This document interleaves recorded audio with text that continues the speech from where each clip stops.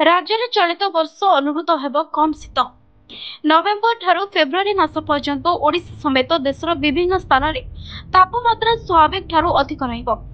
ଏହା ଦ୍ୱାରା ଯେଉଁ ପରିମାଣରେ ଥଣ୍ଡା ହେବା କଥା ତାହା ଅନୁଭୂତ ହେବ ନାହିଁ।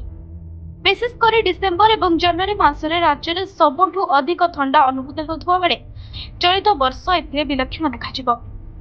ନଭେମ୍ବର ମାସ ଆରମ୍ଭ ହୋଇସାରିଥିବା ବେଳେ ବର୍ତ୍ତମାନ ପର୍ଯ୍ୟନ୍ତ ରାଜ୍ୟରେ ଶୀତ ଆରମ୍ଭ ହୋଇନାହିଁ ଏବଂ ଏହି ପରିସ୍ଥିତି ଆହୁରି କିଛି ଦିନ ଲାଗି ରହିବ ବୋଲି ପାଣିପାଗ ବିଜ୍ଞାନୀମାନେ ଆକଳନ କରିଛନ୍ତି। ତେବେ ରାଜ୍ୟରେ ଶୀତ ଋତୁରେ ବର୍ଷା ବହୁତ କମ୍ ହୋଇଥାଏ। ମାତ୍ର ଚଳିତ ବର୍ଷ ସ୍ୱାଭାବିକ ଠାରୁ ଅଧିକ ବର୍ଷା ହୋଇପାରେ ବୋଲି ପ୍ରଫେସର ପଶୁପାଳକ ଆକଳନ କରିବା ସହ ଏହି ପରିସ୍ଥିତି ଫସଲ ପାଇଁ ସମସ୍ୟା ସୃଷ୍ଟି କରିପାରେ ବୋଲି ପ୍ରଫେସର ପଶୁପାଳକ କହିଛନ୍ତି। ଆସନ୍ତା ନଭେମ୍ବର 2 ରୁ 6 ତାରିଖ ପର୍ଯ୍ୟନ୍ତ ଦକ୍ଷିଣ ଉପକୂଳରେ ମେଘୁଆ ସହିତ କାଁ ଭାଁ ହାଲୁକା ବର୍ଷା ହୋଇପାରେ। ଉତ୍ତର ଉପକୂଳରେ ଏହା 3 ରୁ 4 ରେ ବର୍ଷା ହୋଇପାରେ।